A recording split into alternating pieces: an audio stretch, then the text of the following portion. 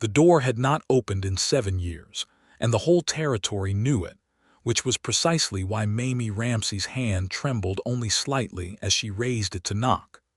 The autumn of 1878 had arrived in Harlan County, Colorado Territory, the way trouble usually arrived in that part of the world, quiet at first, then all at once. The aspens on the hillside above the Fairchild property had gone gold and copper, their leaves catching the last of the October light like coins scattered by a careless hand.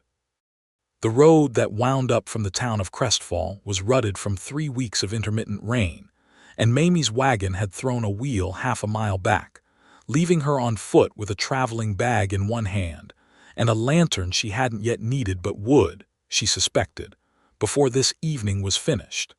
She had heard about James Fairchild the way everyone in Crestfall had heard about him. A name mentioned in careful tones at the general store, a cautionary tale offered by older women over quilting frames, a subject that could quiet a saloon when raised in the wrong company. 7 years since he had locked his front door and let the world go on without him. 7 years since Eleanor Fairchild had been buried in the churchyard at the edge of town, and her husband had ridden home from that burial and shut himself inside the old ranch house, as though the act of closing a door could hold grief at bay like a dam holds floodwater. Mamie Ramsey was 26 years old and had lived her entire life in Crestfall. She had been 19 the year Eleanor died, working in her father's leather shop, too young and too wrapped up in her own small world to pay much attention to the quiet tragedy unfolding at the edge of town. She had noticed James Fairchild only the way you notice a landmark: the church steeple, the water tower, the shut-up house on the hill. He was part of the landscape, and you stopped really seeing what was always there. Except tonight the landscape was different, because tonight Mamie was cold and her wagon was broken, and the nearest shelter that was not the Fairchild ranch house was 4 miles back down a darkening road, and her father had suffered a stroke 2 months ago and could not manage the shop alone, and she had been driving back from the Hendersons' farm with a load of leatherworking tools she'd traded for. And now none of that mattered, because the only warm light she could see in the whole wide darkening world was coming from a window in James Fairchild's house. She knocked. The silence after the knock was so deep she could hear the wind moving through the aspen leaves. An owl called somewhere above the tree line. Her lantern flame bent sideways, then righted itself. She knocked again, harder this time, because the cold was settling into her coat, and she was a practical woman who had been raised by a practical father, and she did not intend to freeze to death on a man's porch simply because the gossips in town had made him into something mythological. The sound from inside was unexpected, not footsteps exactly, but something shifting, a weight redistributing, the way a house sounds when someone who has been very still decides to move. Then actual footsteps. Slow ones. The kind that suggested a man who was reminding himself with each step that he was doing something extraordinary. The door opened. He was taller than she had imagined, though she could not have said when she had imagined him. Dark-haired, though there was silver at his temples now, and he would have been 34 years old going by what people said about his age, which put the silver early but not impossibly so. He had a beard that was not quite maintained and not quite wild, the beard of a man who shaved when he remembered to. His eyes were gray, the color of creek water in winter, and they were fixed on her with an expression that was not unfriendly exactly, but was clearly startled in a way that went beyond the ordinary surprise of finding someone on your porch. He was startled the way a man is startled when he has forgotten that the world still contains people. Mamie Ramsey, because she was practical and because the cold was genuinely biting now, did not wait for him to find words. "Mr. Fairchild," she said, "I am Mamie Ramsey. You knew my father, Robert Ramsey, from the leather shop in town.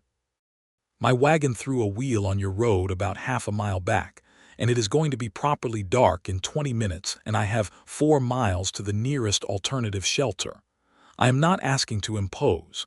I am asking to stand somewhere warm while I work out what to do." He stared at her, not rudely, just with that particular expression of someone processing information that their brain had not been configured to receive. "Mamie Ramsey," he said finally, and his voice was rougher than it might have been once, the roughness of a voice used infrequently. "Robert's daughter." "Yes, sir." Something moved across his face. Not warmth exactly, not yet, but recognition. And with recognition came something that looked almost like a decision. "Come in," he said, and stepped back from the door. She realized later, more surprised than he was. The inside of James Fairchild's house was not what Crestfall's gossips had imagined. There was no chaos, no evidence of a man collapsing inward. The main room was spare and clean in the way of a place where very little happened, a stone fireplace with a good fire burning, a table with a single chair, a shelf of books that looked genuinely read, their spines cracked and worn. There was a cast-iron stove in the corner and the smell of coffee and something that might have been venison stew. The floor was swept. The windows were clean. It was, Mamie thought, the house of a man who had made order into his only companion. "Sit," he said, gesturing toward the chair at the table with an awkwardness that suggested he had forgotten the choreography of hospitality. "I have coffee." "Thank you," she said, and sat. He moved to the stove with the economy of someone who had done this particular routine many thousands of times alone. He poured coffee into a tin cup and brought it to her, and then seemed uncertain what to do with himself, because there was only the one chair and the fireplace and the stove, and the room was not large. "There is a stool," he said almost to himself, and retrieved it from beside the woodpile. They sat then in what Mamie would have called an interesting silence if she were being generous, which she generally was. The fire crackled. Outside, the wind had picked up and was pushing at the windows. "You look like your father," James Fairchild said suddenly. Mamie looked up from her coffee. "I have heard that before. He has the same eyes." "He is well." She hesitated just briefly. "He had a stroke in August. He is recovering, but it has been slow. He cannot work the shop the way he used to." James Fairchild's hands, resting on his knees, tightened slightly. "I am sorry to hear that. Robert Ramsey was a good man. He made me a saddle once years ago, best saddle I have ever owned. He still has the tools for it," Mamie said. "I was coming back from trading for a set of them today, actually, when the wheel went. He wants to teach me. He says his hands still know the work even if his body is slower about it." Something shifted in his expression. It was very slight. The way a window can catch a different angle of light and for a moment look like something new. "He is teaching you leather work," he said. It was not quite a question. "He is trying to," she said. "I am a better student than I am a wagon driver, apparently." His mouth moved. It took her a moment to realize he was almost smiling, and that the almost smile was the genuine article, the kind that didn't quite make it all the way to the surface but was real in its effort. "Your wheel," he said, standing. "I should look at it. It is dark. I have a lantern." She looked at him. He was already moving toward the door with the deliberate momentum of a man who had found, perhaps, a reason to do something purposeful. They walked out together into the Colorado night, and Mamie held her own lantern while James Fairchild carried his, and the aspens around them made a sound like rushing water in the wind. The sky above had gone the deep blue of just past sunset, with a rim of orange still burning at the western mountains. The wagon was where she had left it, leaning to one side with the rear left wheel off its axle. James Fairchild crouched down and examined it in the lamplight with the focused attention of a man who understood machinery. "The hub cracked," he said. "You would have felt it coming, a vibration." "I did," she admitted. "I thought it was the road." The road did not help. He stood, dusting his hands. "I cannot fix this tonight. The wheel needs a new hub, and that means town, and town means morning." Mamie looked at the wagon, then at the dark road, then at the man standing beside her in the lamplight with his gray eyes and his early silver and his expression of someone navigating a map of a country he had not visited in years. "I could sleep in the wagon," she said, because she was a woman who had been taught not to presume. "You could not," he said flatly. It will be 20 degrees by midnight. You will sleep in the house." He said it the way he had said come in, like a decision that had been made somewhere below the level of conscious thought, and was simply announcing itself. They went back inside. He gave her the bedroom without discussion, spreading a quilt over the bed that was clearly the best quilt in the house, folded at the foot with a care that suggested it had been placed there a long time ago and not moved since. He himself took the stool near the fire, and when she protested, he gave her a look that was so quietly final she did not protest again. She lay in the dark listening to the fire and the wind and the occasional shift of movement from the other room, and she thought about the fact that this man had not opened his door to another person in 7 years, and had opened it to her within 2 minutes of her knocking, and she could not quite account for it. In the morning, the world was white.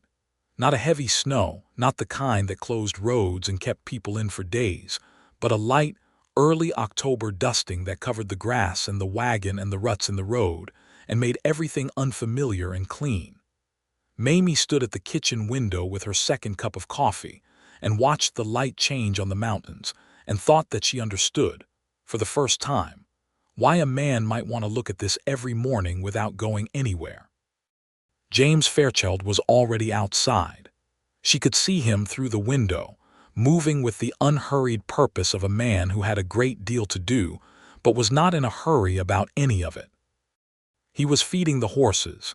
He had 2 of them, she could see now, a bay and a roan, both in good condition, which told her something about him, because a man who stopped caring about people does not always remember to keep caring about animals, but he had.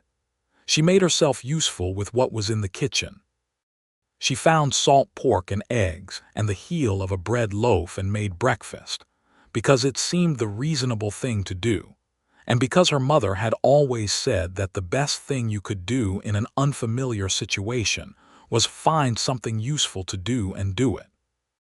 When James came back in, stamping snow from his boots, he stopped in the kitchen doorway and looked at the table at the 2 plates, the salt pork, the eggs, the bread, with the expression of a man who had not had breakfast made for him in a very long time and was not sure how to receive it. "I did not ask," Mamie said, "but I did not think you would object." "I do not object," he said quietly. They ate together, and the silence between them had changed overnight into something less sharp. It was still careful. It was still the silence of 2 people who did not quite know the shape of the other's presence yet. But it was no longer uncomfortable the way it had been the night before. It had the quality, Mamie thought, of silence that is deciding whether to become conversation. "I will ride into town after breakfast," James said. "Get the parts for the hub. Billy Crane at the hardware store should have what is needed." "I will come with you," Mamie said. He looked at her. She looked back. "I need to get back to my father," she said, which was true but not entirely the reason she wanted to come. The reason she wanted to come was that she was curious about this man, with his clean house and his good horses and his careful way of existing, and she was not the kind of woman who ignored her own curiosity. He nodded. They rode into Crestfall together on his bay horse, Mamie seated behind him on account of the roan not being saddle broke, her hands resting lightly at his sides as the horse picked its careful way down the snow-dusted road. The town was waking as they arrived, smoke rising from chimneys, the smell of wood smoke and baking bread, the sound of the blacksmith's hammer already going at this early hour. She felt him tense as they came into Main Street, not dramatically. Just that particular tightening of someone bracing against something. Crestfall saw James Fairchild ride into town for the first time in 7 years, and Crestfall did not know what to do with itself. People stopped. Mrs. Doris Plum, who had been sweeping her front step, stopped sweeping. Carter Webb, who ran the saloon and had not seen James Fairchild since the man's wife's funeral, stepped out of his front door and stood with one hand on the frame, his mouth slightly open. Young Tommy Aldrich, who was 12 years old and had never in his recollecting seen the legendary shut-up man from the Fairchild place, stopped dead in the middle of the street and stared with undisguised wonder. James Fairchild looked straight ahead. Mamie, because she was Mamie, and because she had grown up in this town and was not about to let it make itself strange at her, called out a good morning to Mrs. Plum, who snapped back to herself and returned the greeting with a warmth that held several questions underneath it. Mamie did not answer the questions, because they had not been asked aloud, and she was a woman who answered questions that were actually asked. At the hardware store, Billy Crane was so flustered by James Fairchild walking through his door that he knocked over an entire display of horseshoe nails and had to collect himself for a full minute before he could properly help them. James accepted this, with a patience that suggested he had expected something like it. He found the hub parts himself when Billy's hands were still shaking too much to be useful, and he laid the correct amount of money on the counter and said, "Keep the change," in the tone of a man who is not sure he will be doing this again soon and wants to leave the interaction clean. Outside, they met Preacher Aldous Beale, who was a large man with a large heart and the good sense to lead with it. "James Fairchild," he said, stopping and extending his hand as naturally as though they had spoken last week. "It is good to see you out in the world." James shook the offered hand. Something in his shoulders eased just slightly. "Preacher," he said. "I heard you were helping young Mamie here with a wagon trouble," Beale said, which told Mamie that word had already moved faster than they had ridden, as it always did in small towns. "That is a good neighbor thing to do." "It was a simple matter," James said. "Most good things are," Beale said comfortably, and went on his way. They stopped at Robert Ramsey's house on the edge of town. It was a neat frame house with a workshop attached, and the smell of leather and tallow oil came through the walls of it even from the street. Mamie's father was in the workshop when they arrived, seated on a high stool at his workbench, a piece of leather spread before him that he was marking with slow, careful strokes of a tool that his right hand had trouble holding steady. Robert Ramsey was 61 years old, with white hair and a face that was kind and weathered in equal measure. The stroke had left one side of him slower, more deliberate, and there was a slight drag to his left foot when he walked, but his eyes were sharp and his mind was sharp, and he was, in the way of men who have been formed by hard work, fighting his way back to himself with a stubbornness that his daughter found both admirable and occasionally exasperating. He looked up when they came in, and his face did something complicated when he saw who was with his daughter. "James Fairchild," he said slowly. "Robert," James said. He looked around the workshop with the eyes of a man cataloging something. "Your girl told me you were teaching her the trade." "Trying to," Robert said. "She is better at it than she gives herself credit for." He looked at his daughter. "Wagon. Hub cracked," she said. "Mr. Fairchild is going to fix it." "I brought the parts," James said. "If you have tools enough here, I can do it in the yard." Robert Ramsey looked at James Fairchild for a long moment, and in that look was everything that had passed between them, the friendship they had once had, the years of silence, the weight of what had been lost, and the strangeness of what was happening now. "There is coffee on," he said, "and the tools are in the back."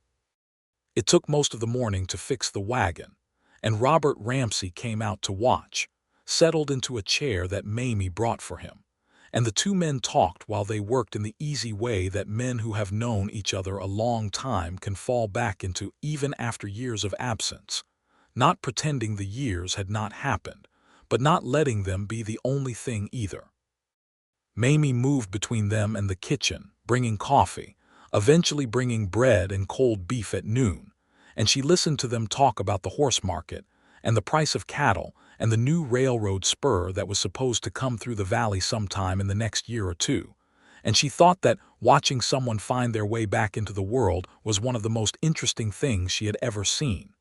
James Fairchild stayed for lunch. He had not, she thought, planned to stay for lunch. But Robert asked, and James said yes before he seemed to realize he was saying it. And so the three of them ate together at the kitchen table, and her father told the story of a saddle he had made for a circus performer who had come through town in 1869 and needed a saddle that could support a standing woman and an upside-down man simultaneously. And James laughed, a real laugh, not an almost laugh, a laugh that seemed to surprise him as much as it surprised Mamie, and the afternoon went on. He left before dark, with the wagon repaired and standing level in the yard. And he shook Robert's hand and he looked at Mamie and said, "Your wheel should hold now," in a tone that was matter of fact and was therefore, she understood, a way of saying something slightly more than that without having to say it out loud. "Thank you," she said, "for all of it." He rode back up the hill to his house in the long October light, and Mamie watched him go until the road curved and she could not see him anymore. "Well," her father said from his chair in the doorway. "Well," she agreed. "He is a good man," Robert Ramsey said. "Always was. The grief took him somewhere the rest of us could not follow." "But he came to your door." "I came to his door," Mamie corrected. "That is not what I said," her father said and went inside. She thought about that for 3 days. On the 4th day, she drove the repaired wagon up the Fairchild Road with a piece of salt-cured hide in the back, good quality, from the Hendersons' last steer, the kind of leather that Robert Ramsey used to source specifically for fine saddle work. And when she knocked on the door she did not tremble at all, which she thought was progress. He opened it more quickly this time. "Mamie Ramsey," he said, and there was something in the way he said her name now that had changed from the first time, when it had been recognition, to something that was closer to acknowledgement. Like a word you have been thinking about and finally say aloud. "I brought leather," she said. "My father said to tell you that he has been thinking about that saddle of yours and he suspects the stitching on the right fender is going by now, and if you would like it repaired the leather is good." James Fairchild looked at the hide, then at her, and his expression held something that was fighting itself, the instinct toward solitude doing battle with something newer and less familiar. "Come in," he said. She stayed 3 hours that day, and they genuinely talked, about more than wagon repairs and leather prices. She learned that he had grown up in Virginia, the son of a tobacco farmer who had drunk himself to ruin, and that he had come west at 17 with $30 and a horse and a considerable determination to become something other than what he had grown up around. She learned that he had met a leaner at a dance in Denver, that they had been married for 4 years before she died in childbirth along with the child, and that the particular combination of those 2 losses, the woman and the child together in a single day, was the kind of grief that did not move through a person the way ordinary grief does. It settled. It became the weather you lived in. She told him about her mother who had died when Mamie was 13 of typhoid fever, the summer it went through the valley. She told him about growing up in the leather shop, about the smell of it being the smell of her childhood, about how she had not understood until her father's stroke that she had been taking for granted the fact that the shop would always be there in the form it had always been. "I want to keep it going," she said, "not just for him. I want to be a leatherworker myself, a proper one." "Why is that difficult?" he asked. "It is not difficult exactly," she said. "It is just," she paused, choosing words. "People in town have a way of deciding what a woman is for, and it does not always include leatherwork." He was quiet for a moment. "People in town have a way of deciding what a man is for too," he said. "It is not always what the man intends." She looked at him. He was looking at the fire. "I expect you know something about that," she said. "I expect I do," he agreed. She came back the following week and the week after that. The visits acquired a shape. She would arrive in the late morning, and they would work together in the shop he had at the back of the property, which had been idle for years, but which she encouraged him to open by the simple act of going into it and finding it perfectly usable. He had tools enough and leather enough from his own cattle, and she had her father's knowledge to draw on, and so they worked, she learning, he occasionally showing her something with his hands, the way things fit together, the tension of a stitch, the feel of leather that is properly cured against leather that is not. She noticed that he watched her with a focused attention that was different from the way he watched other things. Not the careful cataloging he did with his horses, not the practical assessment he gave to equipment. Something more like the way you watch something that is becoming important before you have allowed yourself to say so. November arrived, and the mountains wore snow down to their middles. The road to the Fairchild place was harder going in the cold, and Mamie came twice a week instead of once, because her father had pointed out, with the logic of a man who knows his daughter, that the leather work was going better, and she should not let a little cold interrupt the progress. She thought her father knew exactly what he was doing. On a Tuesday in the second week of November, she arrived to find James standing in the yard with his hat in his hands and a look on his face that was somewhere between resolved and terrified. "I would like to ask you something," he said. "All right," she said. "Are you walking out with anyone or planning to?" The directness of it surprised her, though she realized, thinking about it later, that she should not have been surprised. He was a man who had spent 7 years without small talk and had therefore lost whatever facility he'd had for leading up to things gradually. "No," she said, "I am not, and no, I am not planning to." He put his hat back on. "Good," he said. "That is all I wanted to know," and walked back into the shop as though he had not just shaken her entire understanding of what was happening between them. She stood in the cold yard for a moment. Then she followed him in. She did not say anything about the question, and neither did he, but the shape of the visits changed after that. There was a new quality to the silences, warmer and more deliberate. He began to have coffee waiting when she arrived.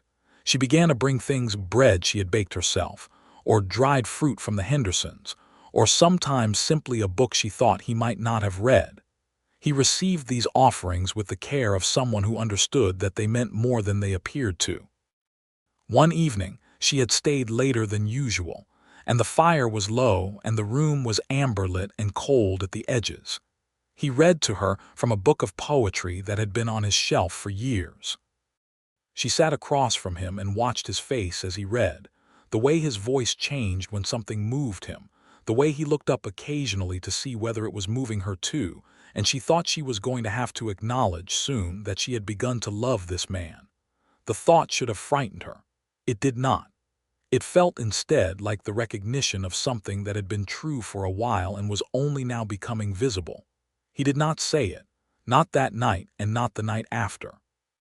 But he walked her to her wagon in the dark, and he stood there with his hand on the side of it after she had climbed up and gathered the reins, and he looked at her with those gray eyes in the cold light and said, "I am glad you knocked." "I almost did not," she said honestly. "I know," he said. "I heard you stop before the first knock. I heard you standing there." She stared at him. "You heard me." "The house is quiet," he said simply. "I hear everything." She thought about that the whole way home.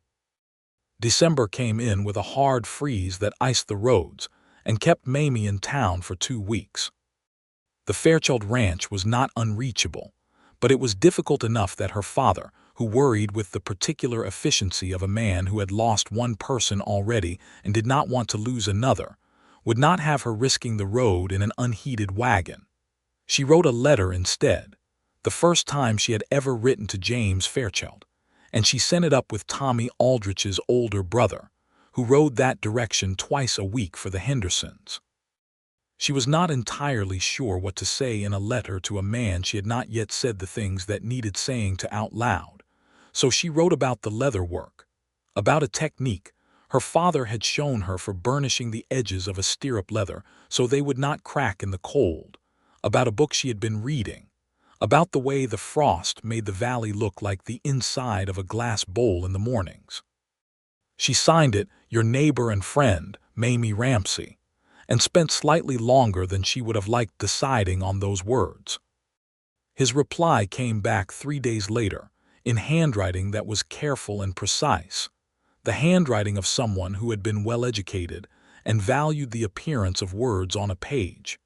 He wrote about the horses, about finding a crack in the roof of the shop that he was repairing, about a book he had pulled from the shelf that he thought she might find interesting. He signed it James Fairchild, and underneath that, after a brief pause that she could somehow sense in the arrangement of the words, he had added, "I have been looking at the road." She read that last line 4 times. The freeze broke in the 3rd week of December, and Mamie drove up the Fairchild Road on a Monday morning that was cold and clear and smelled of pine sap and clean ice, and when she knocked the door opened before the second knock, which had never happened before, and James Fairchild looked at her with an expression that had given up entirely on being measured. "You are here," he said. "I am here," she agreed. He stepped back to let her in, and as she passed him in the doorway, he said her name, just her first name, just Mamie, in a tone that was so different from any previous use of her name that she stopped walking and turned around. They were very close in the doorway. Close enough that she could see the individual gray of his eyes, the exact line where the silver came into his hair at the temple, the expression of a man who has decided, finally, to stop being afraid of the one thing he wants. "I want to tell you something," he said. "All right," she said, which was becoming her customary answer to his customary opening. "The last 7 years," he said, I was not living. He stopped, and she waited because she had learned that he needed the space between words and would fill it if she didn't. "I was maintaining, like a house. I kept the floors swept. I kept the horses fed. I kept the fire going. But there was nothing I was doing it for, no reason for the fire except the cold." "James," she said softly. "You knocked on that door," he said, "and I stood here for a full minute before I opened it. I almost did not. I had a whole conversation with myself about not opening it. And then I opened it anyway, and you were standing there with your lantern and your practical face, and you told me your wheel had cracked, and I thought—" He stopped again. "What did you think?" she asked, very quietly.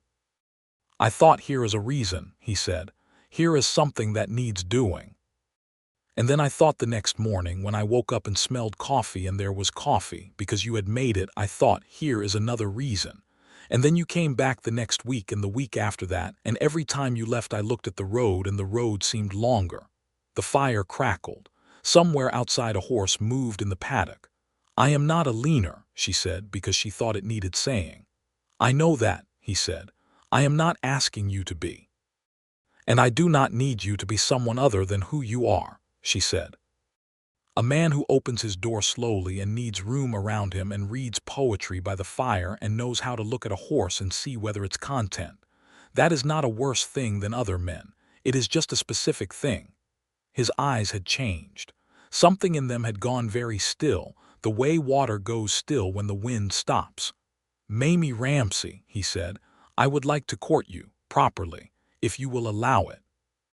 She considered him for a moment, this tall, quiet, complicated man with his silver temples and his gray eyes and his 7 years of swept floors and the fire he had kept burning for no reason except the cold. "James Fairchild," she said, "I have been here every week for 2 months. What do you think I have been doing?" Something broke open in his face then, gently, the way ice breaks in spring, not shattering but releasing, piece by piece, into water.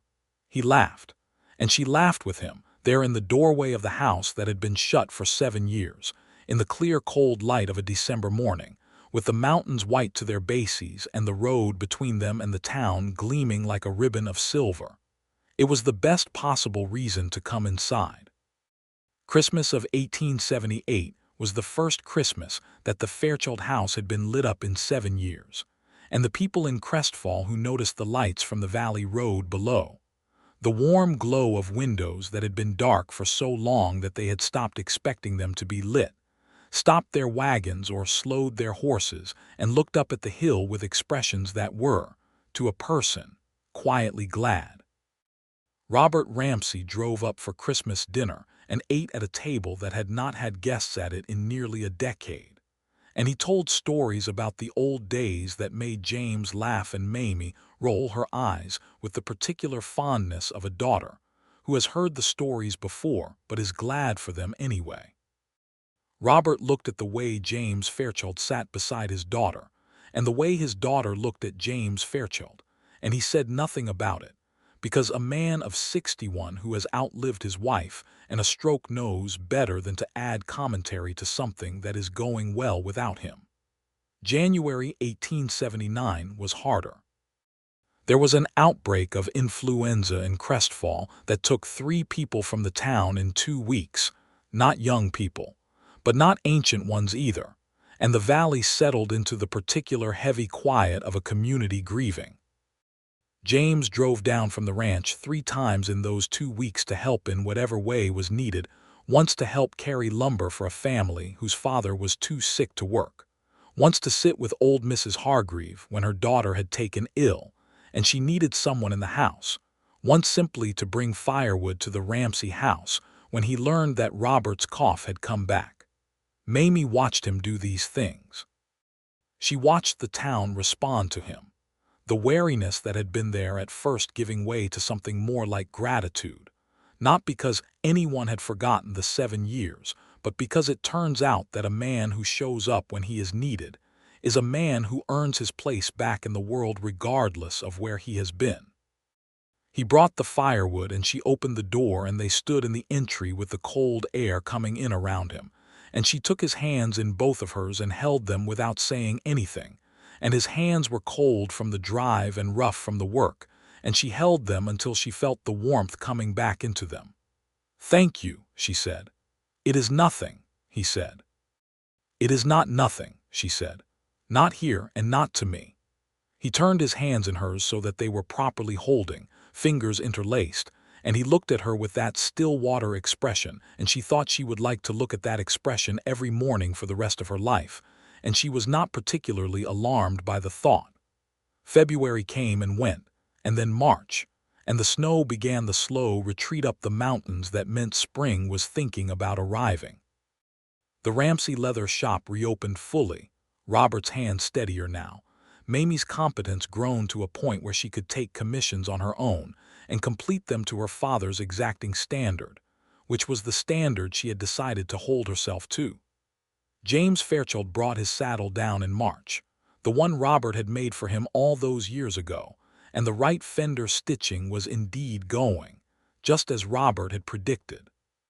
Mamie repaired it herself while James sat in the workshop and watched, and when she was done, he examined the work with the same focused attention he gave to everything, and then he looked up at her and said, "That is better than my own hand could do," in a tone that held in it everything it was supposed to hold.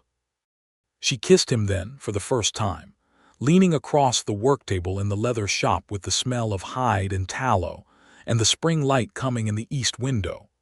A quick and certain kiss that surprised neither of them as much as it might have if they had been paying less attention to the evidence of where things were going.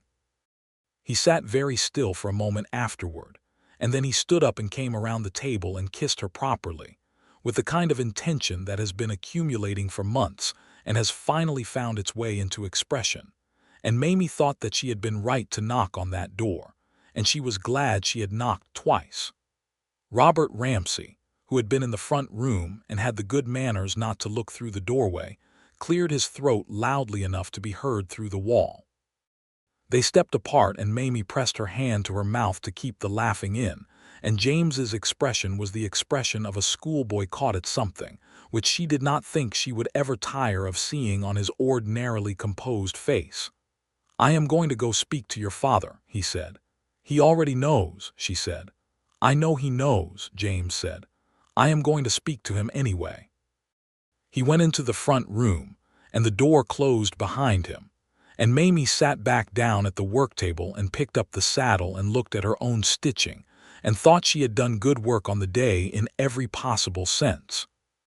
James Fairchild asked Mamie Ramsey to marry him on a morning in April when the valley was full of early wildflowers, and the aspens were coming into their first green, and the mountains had lost most of their snow to the high peaks where it lived year-round. He did it simply, without elaborate preparation, because elaborate preparation was not in his nature, and she would not have wanted it that way. They were walking the fence line of his upper pasture together, something they had started doing on Sunday mornings when the weather allowed, and he stopped walking and she turned to look at him and he said, "Marry me, Mamie.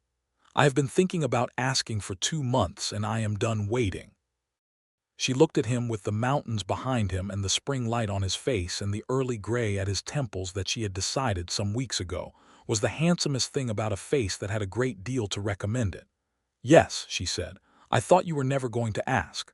"I was working up to it," he said, with a dignity that was slightly undermined by the obvious relief in his eyes. "You were not working up to it," she said. "You were being afraid, which is different." "Possibly," he allowed. She took his hand, because she liked to hold his hands and had discovered that he liked it too, though it had taken him a while to understand that it was all right to like things again. "James, yes, I love you," she said. "I have been wanting to say that since December, and I thought it was your place to say it first, and now I am saying it because we are going to be married, and I think I am past waiting for the proper order of things." He looked at her for a long moment. His hand tightened around hers. "I love you, Mamie," he said. "I did not know I was still capable of it. I am glad I was wrong about that." "You were wrong about several things," she said affectionately. "I expect you will remind me of them." "Regularly," she said, and they walked back down the pasture with their hands still joined, and the valley spreading out below them like a promise that had finally, after a long time, been kept. They were married in May of 1879, in the Crestfall church, by preacher Aldous Beale, who performed the ceremony with the warm authority of a man who has been hoping for exactly this outcome for several months. Robert Ramsey stood beside his daughter, walking slowly but steadily with his cane, and he placed her hand in James Fairchild's with an expression that contained everything a father feels when he gives his daughter to a man he trusts, which is to say it contained an enormous amount, and none of it needed saying. The whole town came. Not just the people Mamie knew well, the Hendersons and the Cranes and the Aldriches, but people from the outlying farms and ranches who had not seen James Fairchild in years and came, perhaps, partly out of curiosity and partly out of something more generous than that. Carter Webb from the saloon came and cried, which surprised everyone including Carter. Mrs. Doris Plum brought a cake that was 3 layers and decorated with sugar flowers, which she presented to Mamie with the expression of a woman transferring something of significant value. James stood at the front of the church, and he did not look nervous.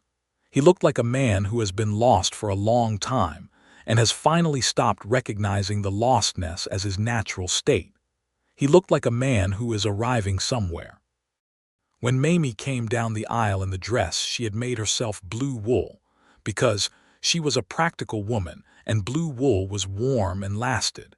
He looked at her the way he had looked at the lantern light in her hand on that October night on his porch. Like a thing worth opening a door for. The vows were simple and they meant them all. They went home to the Fairchild Ranch together in the May evening, and the house that had been dark for 7 years was full of light again, and James Fairchild stood in the doorway of it with his wife, and he thought that the most extraordinary thing in his life was not the grief that had closed him, which he had thought was the defining fact of him, but the ordinary, persistent courage of a woman who knocked twice.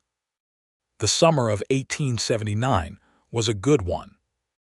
They worked together, Mamie at the leather shop in town 3 days a week, James working the ranch, the two of them building a life with the careful attention of people who understand that a life well built requires daily tending, the same as a fire or a field or a horse. Robert Ramsey improved steadily as the warm months came on. He was in the shop most days, moving slower than he once had but moving, and he watched his daughter work and offered his opinions with the liberality of a man who has earned the right to opinions. And occasionally, when he thought she was not watching, he watched her with the specific quiet pride of someone who is seeing a thing they helped make become fully itself. James came to the shop on Saturdays, and father and son-in-law worked the leatherwork together in the afternoons, Robert with his experience and his eye, James with his hands and his patience. And in the evenings they sat on the porch and talked about nothing in particular, which is the very best kind of conversation. There was trouble in the territory that summer, the kind of trouble that was always somewhere in the West in those years, disputes over grazing land. A land company from back east sending surveyors through the valley to assess what might be theirs by law if they could afford the lawyers, which they could. James attended the town meeting about it in July with the quiet authority of a man who owns his land free and clear and knows the law well enough not to be frightened by it. And he spoke at that meeting in a way that surprised people who had only known him as the shut-up man on the hill. He was precise and calm and knowledgeable, And when he sat down, the ranchers around him looked at each other with the expression of people who have discovered a resource they had not known they had. There were also the ongoing injustices that the territory wore like a scar. The Ute people, who had lived in this valley long before any town was built in it, were being pushed further with each passing year by agreements that were made and unmade and made again in forms that suited the agreement makers. James spoke about this at the meeting too, less to persuasive effect but with the same precision, and Preacher Beale nodded from the back of the room, and 2 or 3 other men shifted in their seats in a way that suggested they had the same thoughts and had not expected anyone else to voice them. Mamie, who was in the back of the meeting room, listened to her husband speak about fairness with the composed, serious expression of a man who had thought about it, and was not interested in performing an opinion he did not hold, and she thought she had done very well in October, for a woman with a broken wagon.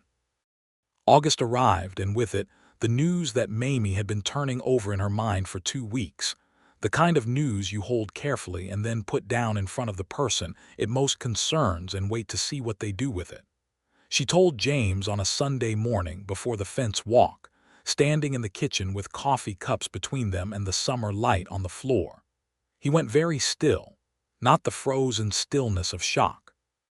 The held-breath stillness of a man who is in the presence of something he wants to receive correctly, because he has wanted it and feared it in equal measure, and now that it is here, he is taking a moment to understand what the wanting wins over the fearing. "You are certain," he said. "Yes," she said. He put down his coffee cup. He came around the table, and he put his hands on either side of her face, very carefully, and he looked at her with those gray eyes that had come such a long way from the stunned, sealed expression of the man who had opened the door in October, and she could see everything in them. The grief that was still there, because it did not simply go away. The love that had grown up beside it and was taller now. The fear. And beyond the fear something bright and open that she thought might be hope learning to walk in daylight again. "We are going to have a child," he said, as though he needed to say it aloud to make it real. "We are," she said. He held her for a long time in the kitchen with the summer light on the floor and said nothing else, which was exactly right. The child was born in March of 1880, a boy, and they named him Robert James Fairchild, Robert for his grandfather, James for his father, and he was born in the bedroom that had once been the only bedroom in a very quiet house, and he arrived with the particular insistent loudness of a person who has no intention of going unnoticed. And James Fairchild held his son for the first time, and his face did a thing that made Doc Ellis, who had been attending births in this valley for 20 years, have to look out the window for a moment. Robert Ramsey, who had driven up the hill through the March mud with more speed than his recovery had previously allowed, held the baby in the front room while James sat beside Mamie and held her hand with both of his, and she was exhausted and glad, and she thought she had never seen him look so completely, simply alive. "Look at you," Robert Ramsey said to his grandson, with the soft gravity of a man who has arrived at a moment he was not certain he would see. "Look at what you are going to have, boy. Look at this." Young Robert grew with the quick surety of a child who has been wanted and whose parents have not forgotten the wanting. He had his mother's practicality and his father's steadiness, and he combined them into a small person who was easier to read than James and less quick to speak than Mamie, which suggested some balance had been achieved. James had the shop at the back of the ranch expanded and properly set up by the summer of 1880, and Mamie split her time between the Crestfall shop and the ranch shop, and the 2 operations complemented each other in a way that neither had entirely alone. She made bridles and stirrup leathers and sometimes full saddles, and her work was known in the valley for its quality, and there was something in that, in the small, very real fact of a woman's name being associated with craft well done, that Mamie Ramsey Fairchild found quietly important in a way she did not always have words for but felt in the exact center of herself. Robert Ramsey, as 1880 turned into 1881, had come as far back from his stroke as he was going to come, which was a good distance but not all the way.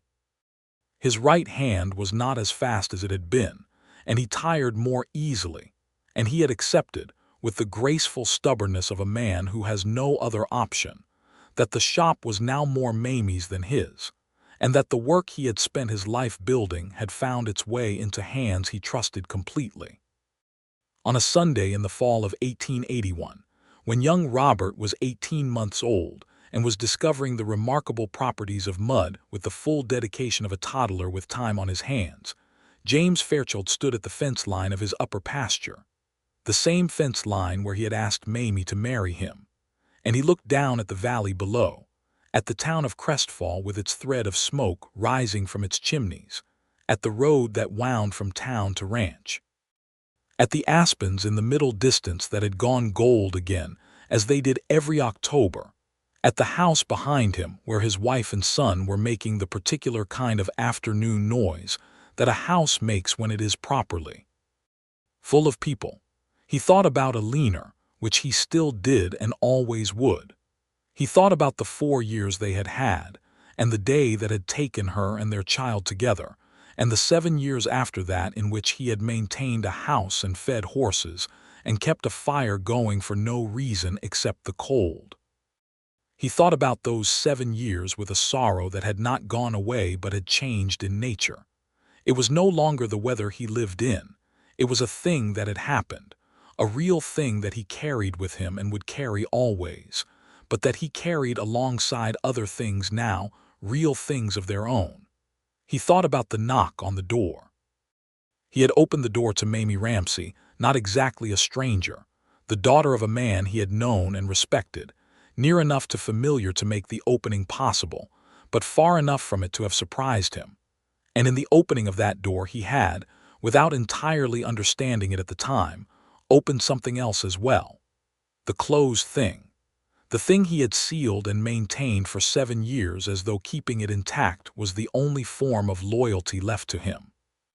He understood now that it was not disloyalty to grieve and then to live. He understood it in the way you understand things that you had to travel the wrong road to learn. Mamie came out of the house carrying young Robert on her hip, the boy's hair wind-blown and his face bearing significant evidence of the mud investigation, and she walked up the pasture to where James was standing at the fence, and she stood beside him and they looked at the valley together. "What are you thinking about?" she asked. "The door," he said. She knew which door he meant. She always did. "That was a good night's work," she said. "The cracked wheel was good fortune," he said. "The cracked wheel was the Henderson Road in October," she said. "The fortune was something else." Young Robert reached out from his mother's hip and grabbed his father's coat sleeve with the confident grip of a child who has never doubted his welcome in the world. And James looked down at his son, and then at his wife, and then back at the valley with the aspens and the smoke and the town that had waited for him to come back out of the hill and had slowly, imperfectly, in the way of small communities, received him when he did. "I am glad I opened it," he said. "The door." "I am glad you did too," she said. "Although I was going to knock a 3rd time." "I know," he said. "I heard you gathering yourself." She laughed, and the laugh went down the hill on the wind, and young Robert laughed too because his mother's laugh was one of his favorite sounds, and James Fairchild did not look away from the valley, but his face held what his face had been learning to hold for 2 years now. The particular expression of a man who is exactly where he is supposed to be, who did not know for a long time that here still existed, and who does not intend to take it for granted. The winter of 1881 and 1882 was a long one, but the Fairchild house was prepared for it. James had spent the autumn in the practical way. He did everything systematic, unhurried, thorough, laying in wood and feed and food stores, and making sure the roof was sound and the horses well shod for ice. Mamie had her own preparations, which involved a different kind of laying in, the books she had ordered from Denver, the new leather tools she had acquired in trade with a craftsman passing through Crestfall, and the particular personal preparation of a woman who knew, by early October, that she was expecting a 2nd child. She told James with the same directness as the first time, standing in the kitchen on a Sunday morning with coffee cups between them. He was not still this time. He was in motion almost immediately, crossing the kitchen to her, and the look on his face was not the held-breath careful thing it had been the first time. It was simply, plainly, gladness, the uncomplicated kind that does not have to fight its way past anything. "Another one," he said. "Another one," she confirmed. "Robert will be pleased," he said. "He has been asking for a dog, and I have been stalling, and perhaps a sibling will satisfy the impulse for a while." "The impulse and the sibling will coexist," she said, "and we will end up with both." She was right about the dog. They ended up with both. The second child was a girl, born in June of 1882, and they named her Eleanor Rose Fairchild Eleanor for the woman James had loved and lost, because Mamie had suggested it and had meant it generously and wholly, and James had taken her hands when she suggested it and looked at her for a long time without speaking, which was how she knew it was right. Eleanor Rose arrived in the world with a great deal of red hair and an apparent intention to make herself known, and young Robert, who was 2.5 and had been prepared for the arrival with careful parental diplomacy, looked at his new sister for approximately 30 seconds and then went to get his toy horse to show her, which Mamie and James agreed was a more enthusiastic reception than they had expected. Robert Ramsey met his granddaughter the following week and held her in the leather shop, while Eleanor Rose regarded him with the serious, assessing gaze of a newborn who is deciding her opinions. "She has Eleanor's coloring," Robert said carefully. "I know," James said. He was standing in the doorway of the shop with his arms crossed, and his expression was one that had learned over the years to hold more than one thing at once. It seemed right. Robert looked at his son-in-law over the baby's head. "You are a good man, James," he said. "You always were. The hard years did not change that, just covered it." "Mamie uncovered it," James said. "Mamie finished a job you started yourself," Robert said. "She just got there before you did." James considered this. "She usually does," he said, which was both an acknowledgement and an affection and a summary of his marriage, and Robert Ramsey laughed, and Eleanor Rose opened her eyes and looked at her grandfather with an expression that suggested she found laughter entirely reasonable, which turned out to be characteristic of her. The summer of 1882 was hot and dry, and the valley was tense with the dryness. The concerns about fire, about the crops, about the water in the creek that ran from the mountains. James and the other ranchers coordinated the way neighbors do when necessity is a better organizer than goodwill, which is to say efficiently and without much sentiment. Water was shared. Fire breaks were cut. The summer passed without the catastrophe it had threatened. In September, when the heat broke and the aspens began their preparations for their annual gold, Mamie walked into the shop at the Fairchild Ranch and found James sitting at the workbench with a piece of leather in his hands and his tools laid out before him, and he was making something. She watched from the doorway for a moment. His hands moved with the slow attention of someone who is doing something for the first time, which was in this case true. He had watched her and her father work for 3 years, but had not tried it himself, holding it at the distance of appreciation rather than practice. "What are you making?" she asked. "I am not sure yet," he said. "I thought I would find out." She came and stood beside him and looked at what was taking shape under his hands, a small thing, a child's wristband, the leather tooled with a simple pattern of vines that was rough in its execution but genuine in its intent. "For Robert?" she asked. "For Eleanor Rose," he said. "She will grow into it." She looked at her husband's hands working the leather, and she thought about the 7 years and the door and the broken wheel and the knock and the way a life can pivot on the smallest things if the smallest things are faced with enough courage. She put her hand over his. He stopped working and looked at her. "I love you," she said, because she had said it often since the first time in April of 1879, but it still wanted saying, and she was a woman who believed in saying what wanted saying. "I love you, Mamie," he said, in the tone he always used for it, simple and total and without qualification, the way he did most things that mattered. Through 1883 and into 1884, the Fairchild Ranch and the Ramsey leather shop became, in the way of institutions that serve a community well, simply part of how Crestfall understood itself. Mamie's work was commissioned from outside the valley now, a rancher in the next county, a family in Denver who had heard of her saddle work and wanted a set of matching bridles. She was building something, and the building of it had the quality of her careful, skilled, patient, grounded in the knowledge that the best things take time to develop. James managed the ranch with the steady competence he brought to everything, and he had 2 hired hands by now, brothers named Cal and Pete Sorrell, who came from Kansas and were good workers, and were initially somewhat uncertain about the arrangement of working for a man who read poetry by the fire, and then were simply glad of steady work and a fair employer. Young Robert, at 4 years old, was a boy who seemed to have inherited the best of both his parents, his mother's quick curiosity and his father's patience, which was an unusual combination, but in him seemed simply natural. He was in his grandfather's shop every chance he got, learning the smell of leather and the names of tools and the pleasure of making something with your hands, and Robert Ramsey, who moved more slowly now but whose hands still knew their work, taught his grandson with the same generous attention he had taught his daughter. Alina Rose, at 2, was a creature of strong opinions and bright eyes, and the particular stubbornness that appears in families, as though it has selected itself from both sides of the family tree simultaneously. She had decided that horses were the most important subject in the world, and pursued her education on this topic with a single-mindedness that James found both alarming and deeply familiar. The autumn of 1884 arrived, and with it the 5th anniversary of the Fairchild's wedding.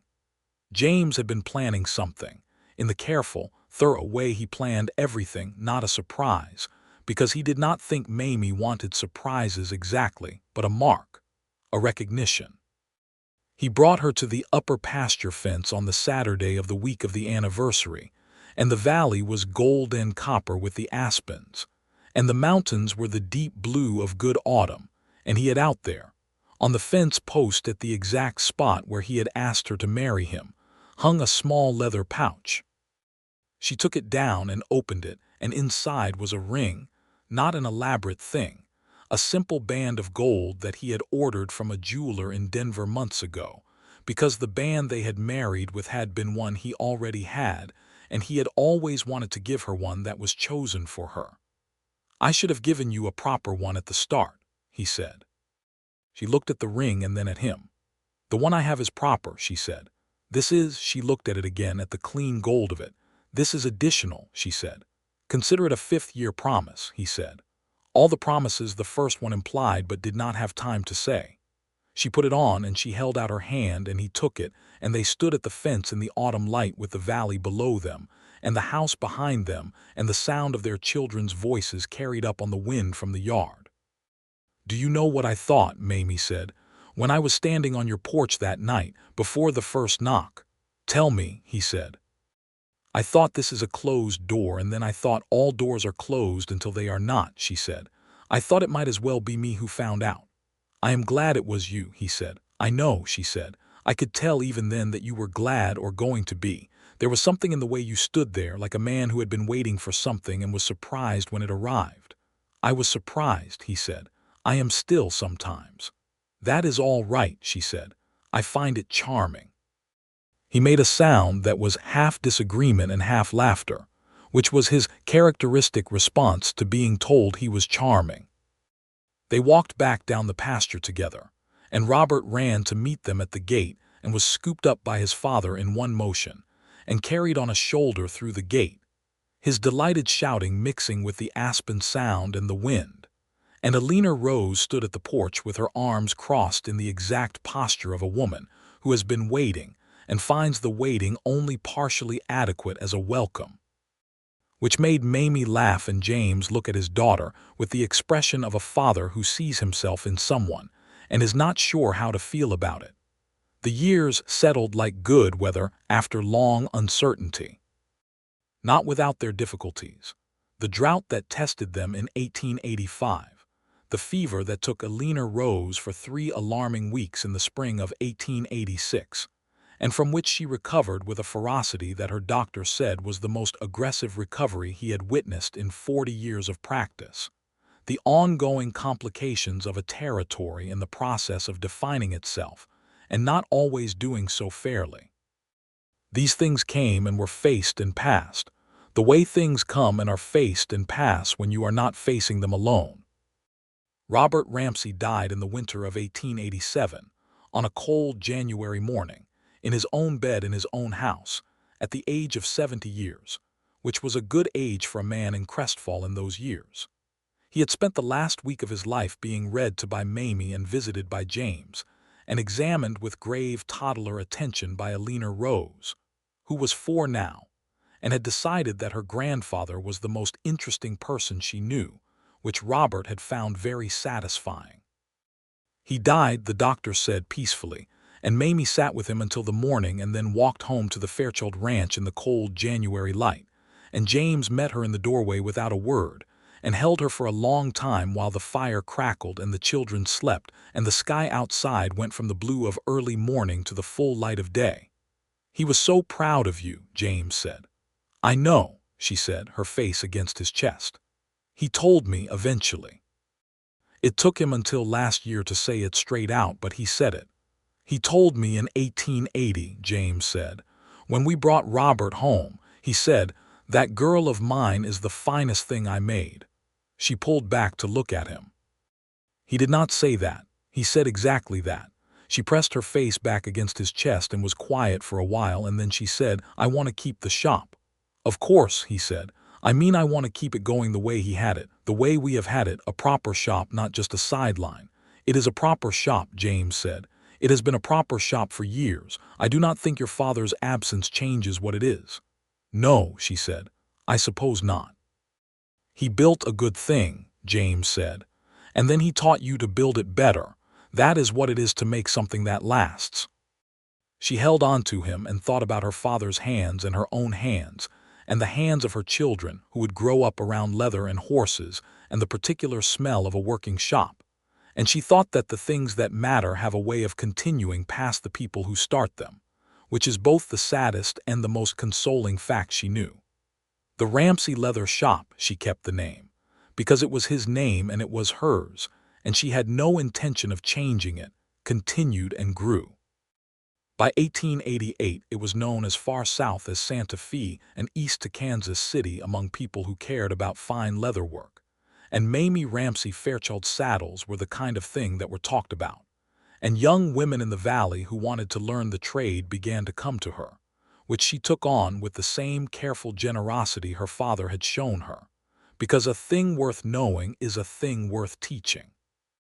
Robert, at 9 years old, had a horse of his own, and had inherited his father's way with animals, which is to say that he could stand in a paddock with a green-broke horse and settle it by the combination of patience and stillness that is less a technique than a disposition.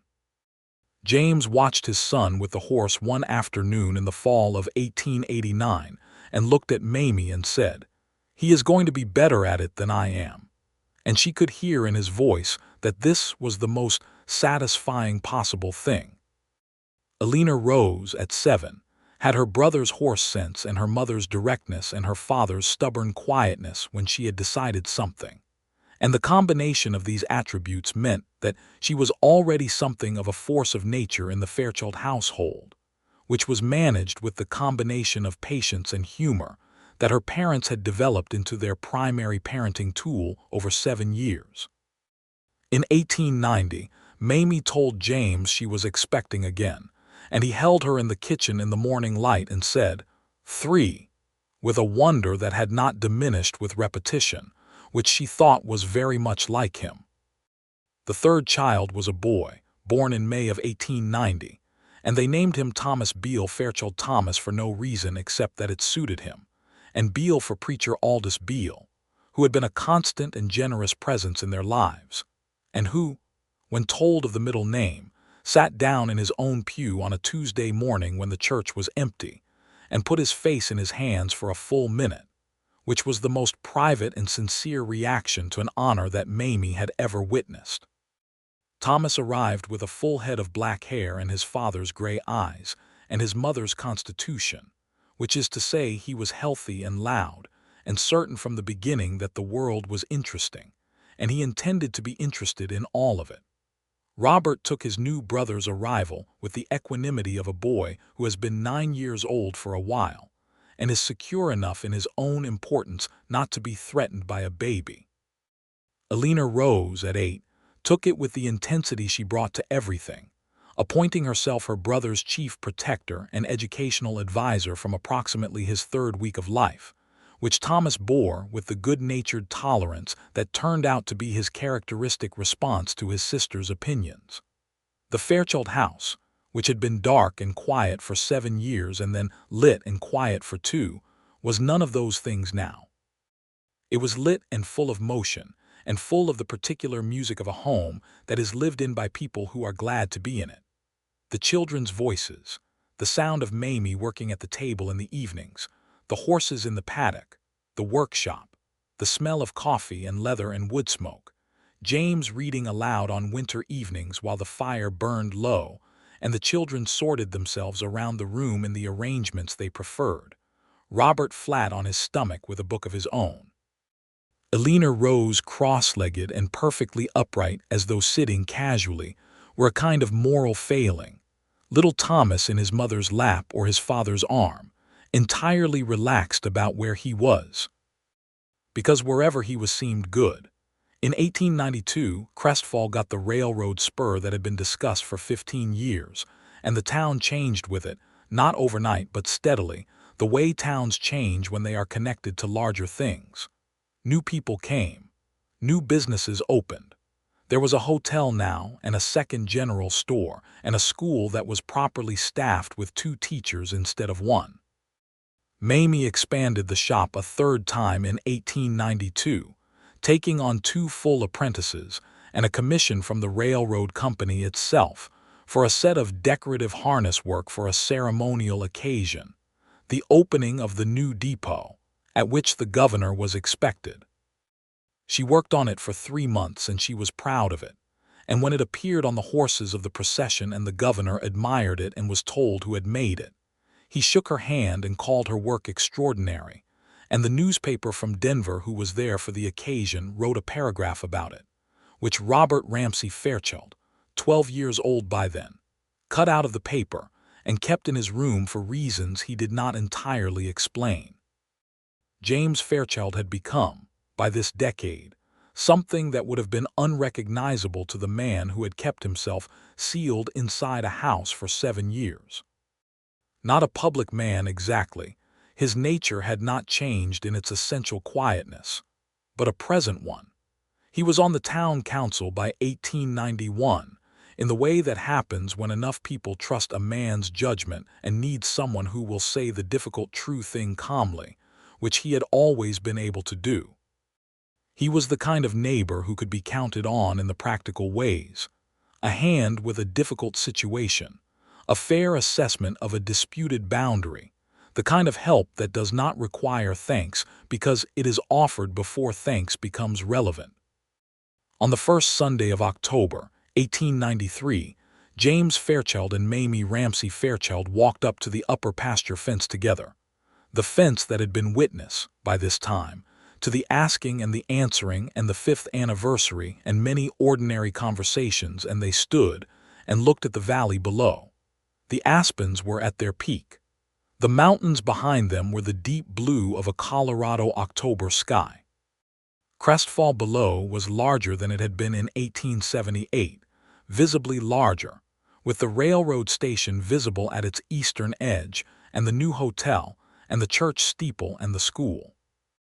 The house behind them was where they had been married and where they had welcomed 3 children, and where the fire had been kept burning for many reasons now, none of which were only the cold. Robert Ramsey, the younger, was 13 and was going to be a fine horseman, and possibly a good deal of other things as well. Alina Rose at 11 was already something that Mamie thought about with a mixture of admiration and the mild apprehension of a parent watching a force of nature develop its full potential. Thomas at 3 was a luminously cheerful small person who met the world with an openness that seemed to come from somewhere prior to experience, something built in, and which James privately thought was the most hopeful thing he had ever seen. "Do you remember," Mamie said, "what you said the first night, that you had almost not opened the door?" "I remember," he said. "I have thought about that often," she said. "The almost, all the things that were almost and then were not. The wheel that almost held," he said. "The wagon that made it almost to town," she said. "The woman who almost did not knock. The man who almost did not open." He looked at her. She looked back at him, this woman he had known for 15 years and loved for 14 and a half of them, with her practical blue eyes and her capable hands, and the particular way she had of looking at him that still, at this late date, was exactly the same as it had been the night she had stood in his doorway with a lantern and told him her wheel had cracked. "I am glad for all the almosts," he said. "They got us here." "They did," she agreed. She took his hand, and he held it, and they stood together at the fence line in the October light looking at the valley that was theirs by love and labor and the small accidents of a cracked wagon wheel. And behind them the house was lit against the coming evening, and below the valley spread out in all its wide ordinary beauty, and the aspens made their sound like rushing water, and the evening came on gold. Robert called from below, his 13-year-old voice catching at the new lower register. Not quite one thing or the other, calling up that supper was on, and Alina Rose had made something she was calling biscuits that he was not convinced were biscuits. James and Mamie looked at each other. "We should go down," she said. "We should," he agreed. "In a moment," they said together and laughed, and stayed another moment at the fence line in the last light because the valley was beautiful and they were glad to be in it, and it seemed worth one more moment of looking. Then they walked back down the pasture to the house that had been dark for 7 years and was full of light now, and the door opened before they reached it because Thomas had been watching from the window and had been waiting for them, and he came running out in the early evening with his arms wide open, and his father scooped him up, and his mother took his small hand and they went inside together into the warmth. The door closed behind them. Not the way a door closes on emptiness, or against the world, or to keep grief in and everything else out. The way a door closes at the end of an ordinary and irreplaceable day, because you are home, and the people who make it home are inside it, and there is nowhere else you need to be.